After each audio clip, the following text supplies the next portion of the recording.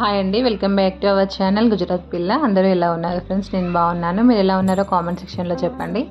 కష్టభంజన్ ఆంజనేయ స్వామి video part 1 upload చేశాను కదా, ఇప్పుడు పార్ట్ 2 వీడియో అప్లోడ్ చేస్తున్నాను. ఎవరైనా చూడకపోతే ఒకసారి ఛానల్లో చెక్ చేసి చూడండి, లేదా ఈ వీడియో కింద కామెంట్ సెక్షన్లో ఇస్తాను చూడండి.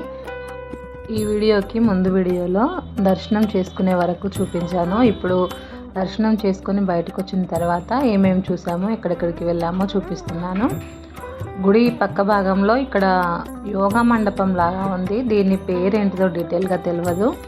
ఇక్కడ రాసున్నది కానీ అంతా గుజరాత్లో రాసున్నవి, సరిగా అర్థం కాలేదు. కాకపోతే ప్లేస్ అయితే చాలా బాగుంది, పీస్ఫుల్గా ఉంది.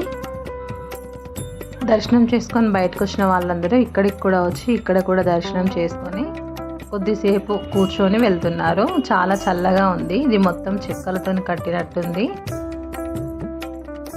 ఇక్కడ వీళ్ళు స్వామినారాయణ ట్రస్ట్కి సంబంధించిన వాళ్ళ లేకపోతే ఏమైనా దేవుళ్ళ అనేది సరిగా అర్థమైతే కాలేదు. అక్కడ గుజరాతీలో రాసింది.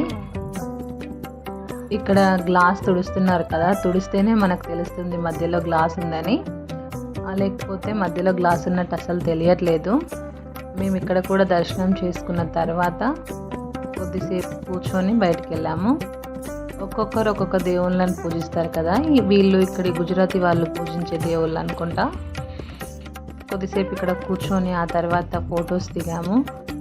ఇక్కడ ఉన్న లొకేషన్కి ఫొటోస్ చాలా బాగా వచ్చాయి, అందుకని వచ్చిన వాళ్ళందరూ ఫొటోస్ దిగుతూనే ఉన్నారు. ఈ గుడి మొత్తంలో స్పెషల్ ఏంటంటే ఎక్కడ మొబైల్ యూజ్ చేయకూడదు అని ఎవరు చెప్పలేదు. ఇక్కడ కనిపించింది కదా, ఇది ఇక్కడ భోజనాలై, ఇక్కడనే భోజనం పెడుతున్నారు. చాలా పెద్దగా ఉంది.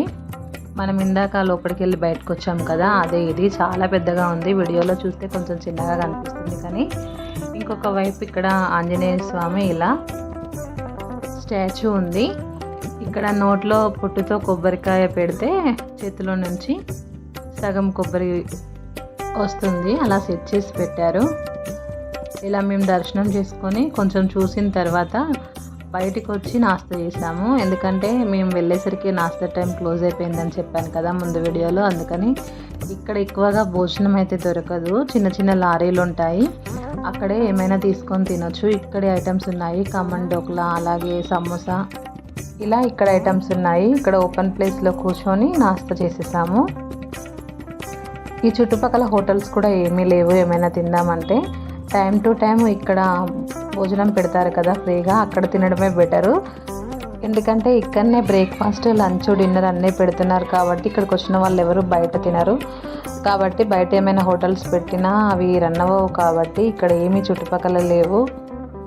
అక్కడక్కడే అన్ని ప్లేసెస్ ఉన్నాయి కాబట్టి కొంచెం నెమ్మదిగా ఓపికతో తిరుగుతూ ఉన్నాము. 11:30 వరకే ఇక్కడ భోజనాలు స్టార్ట్ అయిపోయాయి.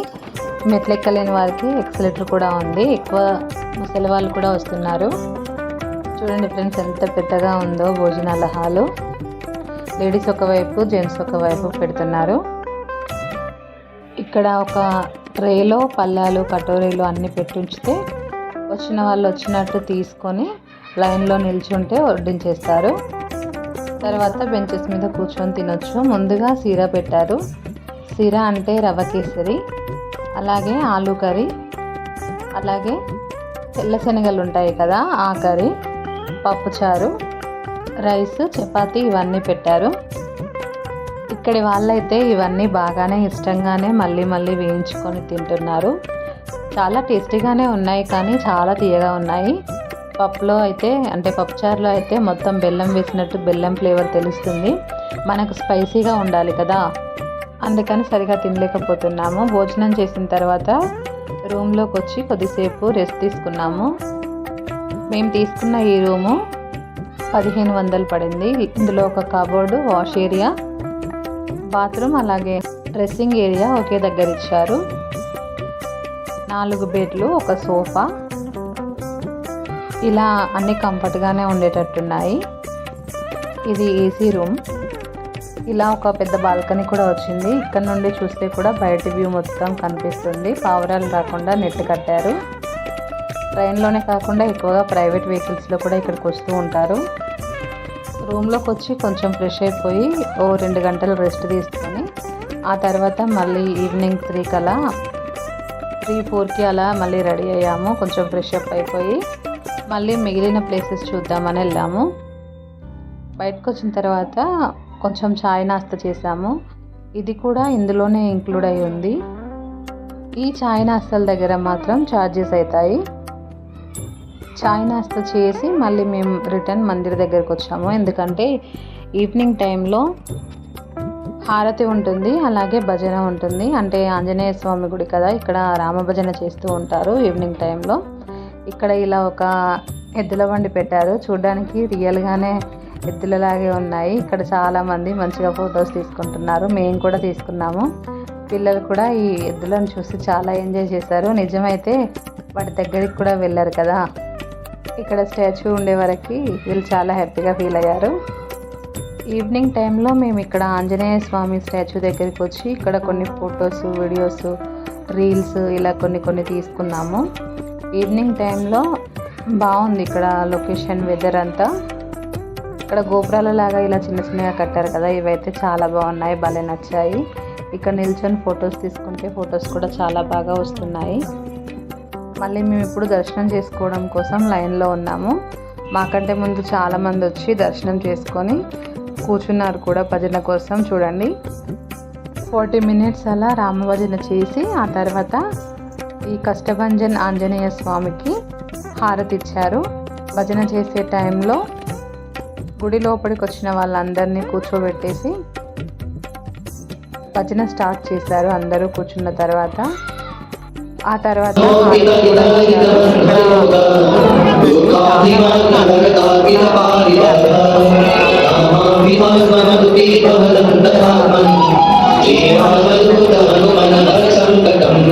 భజన అయిపోయి బయటకు వచ్చేసరికి 7 అయిపోయింది. 7కి మళ్ళీ భోజనాలు స్టార్ట్ చేసేసారు. ఇక్కడ టైం టు టైం మళ్ళీ మెయింటైన్ చేస్తున్నారు. మార్నింగ్ బ్రేక్ఫాస్ట్ అయితే 7-8 వరకు, అలాగే 11:30 నుంచి 2-2:30 వరకు లంచ్, అలాగే మళ్ళీ ఈవినింగ్ 7కి స్టార్ట్ అయిపోయి 9 వరకు క్లోజ్ అయిపోతుంది. ఈవినింగ్ టైంలో కడీ కిచిడి అని పెట్టారు. మేము భోజనం చేసి జస్ట్ ఇప్పుడే బయటకు వచ్చాము. రాత్రి అయినాక లుక్ ఎలా ఉందో ఒకసారి చూపిస్తున్నాను. చుట్టూ చూడండి, చాలా బాగుంది. ఆంజనేయ స్వామి సంజీవని పర్వతం తీసుకొస్తున్నప్పుడు ఇలా మెరుస్తూ ఉంటాయి కదా లైట్లు, అక్కడక్కడ అలా సెట్ చేసి పెట్టారు. కలర్లు మారుతూ ఉన్నాయి. ఇక్కడే ఒక లైబ్రరీలా ఉంది, ఇందులోనే బుక్స్ కానీ ఏమైనా షాపింగ్ కానీ చేసుకోవాలంటే చేసుకోవచ్చు. బయట సపరేట్గా ఎక్కువ లేవు, చిన్న గాడీలు మాత్రమే ఉన్నాయి. ఇక్కడ ఏమైనా కావాలంటే తీసుకోవచ్చు. ఎక్కువగా గుజరాతీలో బుక్స్ ఉన్నాయి, మనకు గుజరాతీ రాదు కాబట్టి తీసుకోలేదు. అలాగే చిన్న ఆంజనేయ స్వామి విగ్రహాలు, డ్రై ఫ్రూట్స్ ఇలాంటివన్నీ ఉన్నాయి. అలాగే హారతి పళ్ళాలు, ఇక్కడి వాళ్ళు హారతి పళ్ళాలు సపరేట్గా డెకరేట్ చేసి హారతి ఇస్తారు, అందుకని అవి కూడా పెట్టించారు. ఎక్కువ ఆంజనేయ స్వామి ఐడల్స్, శివుని ఐడల్స్ ఇలా చాలా ఉన్నాయి. అలాగే కొంచెం ఇత్తడి వెండి సామాన్లు కూడా పెట్టించారు, ప్రైస్ ట్యాగ్తో పెట్టారు. ఏమీ అడగాల్సిన అవసరం లేకుండా ఎవరికైనా ఆ ఐటమ్స్ నచ్చితే తీసేసుకుంటున్నారు. ఇక్కడ లైబ్రరీ చూసిన తర్వాత బయటకు వచ్చేసి రూమ్కి వెళ్ళిపోయి డ్రెస్ చేంజ్ చేసుకొని మేము అప్పటికే 9 అయిపోయింది.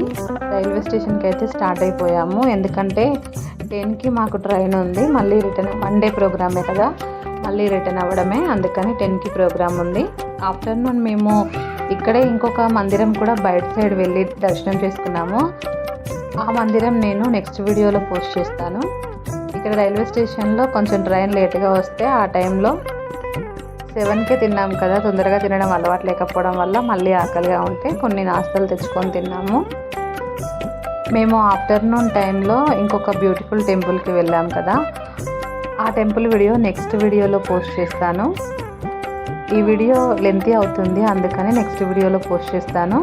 ఈ వీడియో మీకు నచ్చితే మాత్రం తప్పకుండా ఒక లైక్ చేసి ఛానల్ని సపోర్ట్ చేయండి ఫ్రెండ్స్. మీరు లైక్ చేస్తే వీడియో ఎక్కువ మందికి రీచ్ అవుతుంది.